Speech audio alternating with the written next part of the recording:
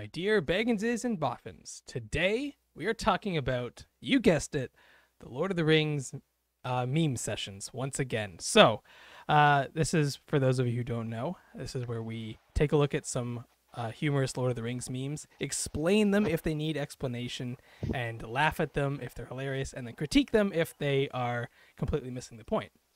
So, let's start with this one here. So this is a scene from Fellowship, and you've got the Fellowship of the Rings there, the 9 of them, and none of them have ever been to Mount Doom, and then you has been to Mount Doom, and there's Elrond, and he doesn't offer to help at all. In fact, he was on the precipice. He could have maybe done something more to throw the ring into the fire in the first place. He's just gonna let them wander around. I really like this one. I think it's hilarious, and it actually makes you think about it. So I will say, there is an explanation here from my point of view, right off the top of my head. I don't even have to look this up. He doesn't think it can be done, and he's just going to leave. Right, like that. His plan is he's going to leave with the elves, or at least get his people safely off, even if he doesn't leave. But his plan is more to protect the elves, and he doesn't believe that this can work. As Boromir points out, not with 10,000 men could you do this. So what? You're going to send 9 of these people? 4 of them are hobbits with no combat experience. So I can see his hesitation to join in this death march, I guess, is what he's like. Look at that look. He's like, this is insane. I'm not going with those crazies. He's not gonna join them. But I do think it's funny that he has been there, and he knows a lot more lore and stuff that might help them later on when they encounter certain things. So doesn't even offer them horses. Nope, you gotta walk. You've got one horse that you picked up called Bill. You think about it, and he actually moves across the landscape pretty quickly himself, because he gets that sword forged. Yeah. And then he's next to Aragorn giving it to him. He finds all the way down at Rohan. by himself. He treks by himself all the way down there with no help, and then infiltrates the camp to give him the sword. Yeah, he is like a ninja, and he should really have been part of the Fellowship. That I will say, that doesn't happen in the books, so the movies do take some liberties there. In the books, Aragorn actually has the sword already, as he sets out. So they don't need to have this whole making the sword and then having him. I will say, though, I think it's actually a really powerful scene, where not just for Aragorn, but also for him. He's finally accepting his daughter's choices in life, and I know that that's not part of the original books, but in the movie it works for me. Even though it's a small arc, I think it's a nice one, and it's a nice touch. So I actually kind of like that addition, even though, like we just pointed out, it doesn't make a whole lot of sense, and he probably should have offered to help, even though he doesn't offer to help. But that's a character flaw, not a flaw in the plot, because he doesn't think it's possible. He does not think this is gonna work. In fact, Gandalf doesn't even think this is gonna work. He's just gonna try, and then obviously Aragorn, he thinks it's a long shot. I don't know what Legolas and Gimli think. I don't know how much they know about what's actually going on here. Gimli definitely thinks he can do it. Yeah. So he hears Boromir go, not with 10,000 men could you do this, and he goes, well, you're gonna have at least one dwarf, so that'll count for something. That's good. That's funny. One dwarf equals 10,001 men. We can do this. That makes sense. Yeah. So yeah, that's the first meme. I actually really like this one. So I give it a thumbs up. All right, on to the next one. Elrond. Everybody, this little boy's Aragorn. He'll be staying with us in Rivendell for a while. Arwen, seductive look. Yeah, yeah, and I mean that's just the backstory there. Aragorn But did. it's interesting to think about though, because how old was Aragorn when he went to go live in Rivendell? Oh, I see. Well, the problem is elves and human age. Is that what you're kind of getting at? Um, She would have been like kind of babysitter age yeah, to yeah, you're a right. young Aragorn. You're right. You're right. There's definitely potentially some Some psychosexual. grooming, some grooming. I think she could have groomed Aragorn. Yeah. Well, though she has the power of foresight. Maybe she just knew it. Yeah. Um, yeah. So, that one's funny, and you're right. It actually makes you think. And this is what I like about memes is that they do sometimes make you think about, what it is that you're seeing and reflect on it. Because you're right. You gloss over this fact. I don't even know if it's in the movies. It might be in the extended where they talk about it. I don't think it is though. Oh no. They don't talk about Aragorn Are going you there as a sure? boy, really. I think they do. He sees it. He sees his mother's grave Yeah, there. and then I think you also I think he does mention that he grew up there or something in the he definitely talks about it in the books, but I Yeah. think it's in the movies in the extended. I'll have to double check, but um so yeah, it's barely if it's mentioned it's barely mentioned. And so yeah, when you actually think about it, like you take a second and think about it and then you look at this, which is hilarious. Um yeah, definitely there's definitely some questions there. And you just got to kind of chalk it up to elves and humans, and I mean Aragorn's not even fully human, so yeah. Any idea what movie this shot of Liv Tyler is from? No, Me it neither. looks like some like high school esque movie. Yeah. Yeah, same. Yeah, I should also point out same actress. Hmm. That plays Arwen is this actress here, and I'm not even sure what scene this is or what this is. It could be a porno, like I don't know. I doubt it, but Liv Tyler's OnlyFans. that would be hilarious if like the Friendship Onion podcast put out like an OnlyFans. Marion Pippin's OnlyFans. Oh dear. All right. On to the next one. Oh, this one's weird. All right. So, it's a bit of a write up here. There are two novels that can change a bookish 14-year-old's life. The Lord of the Rings and Atlas Shrugged. One is a childish fantasy that often endangers a lifelong obsession with its unbelievable heroes, leading to an emotionally stunted, socially crippled adulthood, unable to deal with the real world. The other, of course, involves orcs. This is a political joke.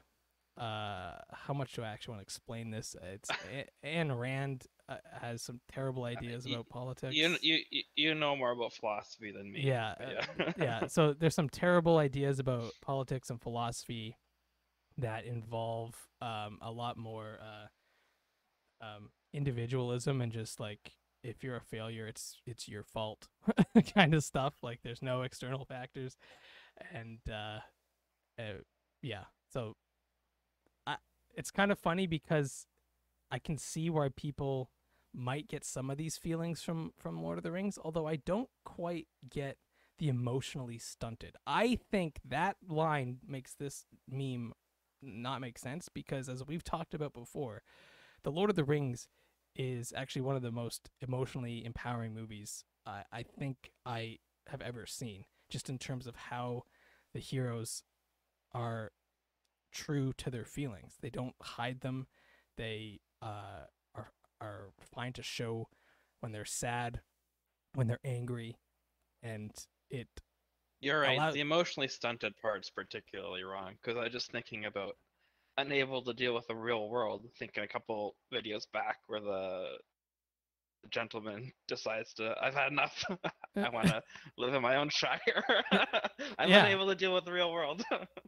but he actually points out that it's not that he's not able to deal with it. It's just that he actually likes the idea of being very just down to earth, not dealing with technology. He's not going to be socially awkward, and he's like anyone can come Sure. by for a visit. It's more about him wanting to really have that lifestyle, because it seems like, I mean, and we can even look at this too, and I think we agree, the Hobbits seem to have a great lifestyle. Like they seem, Yes. if you read the books, if you read the Hobbit, if you read the Lord of the Rings books, or if you watch the movie, they all, like the hobbits in the Shire seem to be having a grand old time until a wizard or some dwarves come along and wreck it. Like they are having the time of their lives. They love it. It's there is no crazy problems from like warring orcs and dwarves and elves and all this stuff. Like they hear tales of it and it sounds fantastical and fun, but they're just having a great time by themselves. They have parties all the time. They're very friendly to each other. They have each other over for dinner all the time and just like chit chat. Like it seems like a great little society. And so I can appreciate someone hearing that and wanting to embrace it. And so that's why, to me, this meme doesn't really work, because while all this is true if you read Ayn Rand, it's not true if you read Lord of the Rings. And the meme really works as if the two things could kind of have the same outcome, but one is obviously good and one is obviously bad. This is similar to like those jokes about like lawyers and like catfish. You know what I'm talking about? Where it's like one is like a mud-sucking river dweller and the other's a fish or something like that. Like you know what I mean? Like it's something like that. Where I'm familiar with this joke format. Yes. Yeah. So to me it lost me right there, and I'm like, okay, now I know they're talking about Ayn Rand and not Lord of the Rings. So Yes. Yeah. So yeah, not for me. All right, on to the next one. Skyrim NPCs 5 seconds after begging for their lives in front of the player. Oh, come on, we can take them. Yeah, this is this happens a lot in games, but it doesn't bother me too much, because I always make it seem like, oh, like my character has inspired them. like yeah, they were scared at first, but then they saw my character and they're like, okay, with you we can take them. So to me, this has never bothered me. What about you? No, it doesn't bother me either. Yeah. So yeah, I wouldn't have even made a joke about this, but it is funny, because obviously they do they're NPCs, so their mindset does shift quite dramatically at the drop of a hat, basically. So the gates of Moria won't open, Gandalf, and he's holding a watermelon. Melon. Yeah. So yeah, this is It's the Elvish word for friend. Yeah. It's the Elvish word for friend, and yeah, there's nothing more to say there. It's just funny holding a melon. What I will say is funny is that it takes him so long to figure this thing out. In fact, he doesn't even figure it out. Yeah, like, it's barely even a riddle. it's not even a riddle. It's not a riddle. The dwarves, okay, real quick. The dwarves and elves are friends, and the elves help them build that door that does need the moonlight to activate. And so they then wrote above it, speak friend and enter. Obviously, they're talking about the two groups that made the door. So it really could only be two words, friend in either dwarvish or elvish. Elfish? Yeah. It can only really be one of those two words. It's not a riddle. It's simply say the correct word that is that translation. So yeah, he makes it seem like, oh, there's a password. You gotta, if you know the password, it'll open. If you're a friend, you know the password. You speak the password and you enter. Yeah, we get the idea, Gandalf, but you're not doing it right. All right, on to the next one. Lord of the Rings fans, when someone asks why they couldn't just use the eagles to fly to Mordor. Okay, yeah, this one's pretty good. Do you wanna talk about this one a little bit? Do we need to? I think we do. So people think you could just fly the eagles to Mordor because there are giant eagles that can fly people around. Well, they're not like the eagles are not just like a mode of transportation that people just take. I should point that out too. It is very rare that people ride the eagles.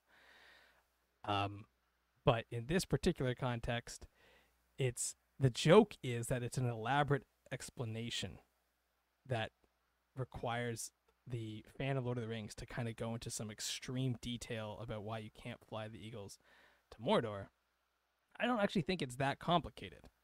There are other flying creatures in the sky that the eagles don't want to encounter, and the eagles are also easily shot down. Like they're giant eagles, so like there's a lot of problems with trying to fly over enemy encampments with these eagles. It's pretty simple to me. Yeah. I think we'll leave this particular episode at that. So we regret to announce that this is the end. And if you are an excellent hobbit, please like the video. And if you're an admirable hobbit, please subscribe. And we bid you all a very fond farewell until we meet again.